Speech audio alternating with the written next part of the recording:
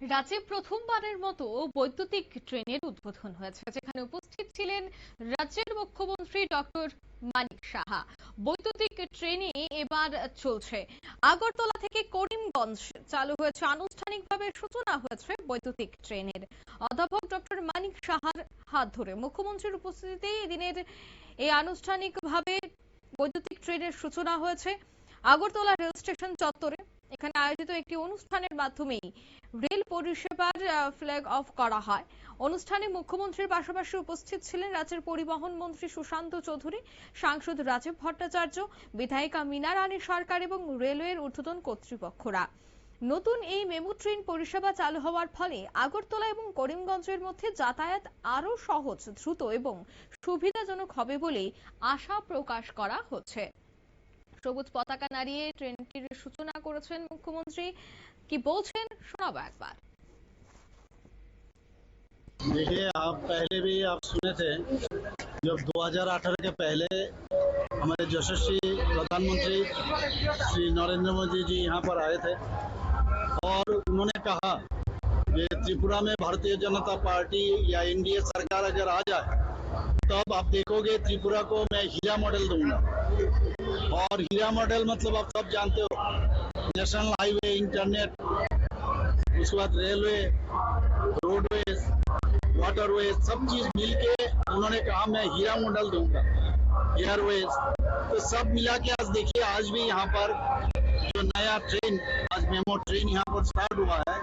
12 coach है इसमें, 12 coach में इतना मतलब मॉडर्न स्टाइल का कोच है यहाँ पर, जो हम लोग कभी सोच भी नहीं सकते थे। आप जानते हो नॉर्थ ईस्टर्न रीजन में पहली बार ये पूरा नॉर्थ ईस्टर्न जो लामडिंग डिवीजन है उसमें ये मेमो ट्रेन एक ही दिया है, और वो भी आज यहाँ से करीमगंज जा रहा है। वो फ्लैग ऑफ किया हम लोग, और उसमें करीब करीब 3 से 4 हजार लोग उसमें जाएंगे। और আপনারা শুনলেন 3 থেকে 4 হাজার যাত্রীরা কিন্তু আজ গেছেন এবং তিনি জানাচ্ছেন যে দেশের প্রধানমন্ত্রী আগেই বলেছিলেন হীরা মডেল দেবে, আর হীরা মডেল মানেই হচ্ছে যোগাযোগ ব্যবস্থা। আর সেক্ষেত্রে রেলের যে যোগাযোগ ব্যবস্থা, সেই যোগাযোগ ব্যবস্থা আরো অনেকটাই বাড়ানোর ক্ষেত্রে বর্তমান কেন্দ্রীয় সরকার কাজ করছে। ঠিক তেমনি ত্রিপুরাতেও কিন্তু কেন্দ্রীয় সরকার কাজ করছে এবং তিনি আশা ব্যক্ত করেছেন, একটি আশার আলো দেখিয়েছেন যে এবার কিন্তু খুব দ্রুত বন্দে ভারত এক্সপ্রেস আসতে চলেছে। যাত্রীদের বক্তব্য শোনাবো একবার। আমি ধর্মনগর যাব। এই যে রাজ্য থেকে একটা ট্রেনের ব্যবস্থা করা হলো, তাতে কি সুবিধা হচ্ছে আপনাদের, কি বলবেন? এটি ইলেকট্রিক ট্রেন, এটার কারণে যাত্রা দ্রুত হবে, ট্রেনটাতে যাত্রী স্বাচ্ছন্দ্য ভালো হবে এবং দ্রুত আমরা ধর্মনগর পৌঁছাতে পারবো। এটা খুবই ভালো উদ্যোগ।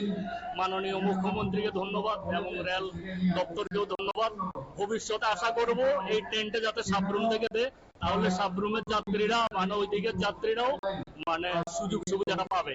এটা সকালবেলা রাত্রেবেলা আসতে ট্রেনটা চালু হবে, আমাদের অনেকটা সুবিধা হয়েছে। আমরা যে তাড়াতাড়ি যেতে পারবো এবং আমাদের সুবিধা যারা শ্রমিক আছেন, বাইরের লোক আছেন, তাদেরকেও সুবিধা হবে। আমার মনে হয় ত্রিপুরা যে প্রথম আমরা একটা উপহার পেয়েছি, আমরা ত্রিপুরাবাসী খুব আনন্দিত এবং উৎসাহিত। আমরা আশা রাখবো আগামী যুগে ট্রেন আছে সেগুলো এরকম করে দেওয়া, ইলেকট্রিক ট্রেন করে দেওয়া। আমি আশা রাখবো আমাদের মুখ্যমন্ত্রীর কাছে সেই দাবিটি তোলার জন্য, কারণ আমরা সবাই। আপনারা শুনলেন, অর্থাৎ তারা কিন্তু বলছেন যে এই বৈদ্যুতিক রেলের মাধ্যমে যোগাযোগ আরো অনেকটাই সম্প্রসারিত হবে এবং যোগাযোগ যত দ্রুত বাড়বে রাজ্যের ক্ষেত্রে, সেক্ষেত্রে রাজ্যবাসীরও যাত্রীদেরও খুবই সুবিধাজনক হবে। অন্যদিকে সাবরুম পর্যন্ত যেন এই রেল চলাচল রাখা হয় বা এই রেল চলাচলের জন্য আরো অনেকটা এগিয়ে নিয়ে যাওয়া যায়, সেই কথাই বলছেন যাত্রীরা। নিয়ে নিচ্ছি ছোট্ট একটি বিজ্ঞাপন বিরতির, সঙ্গে থাকুন।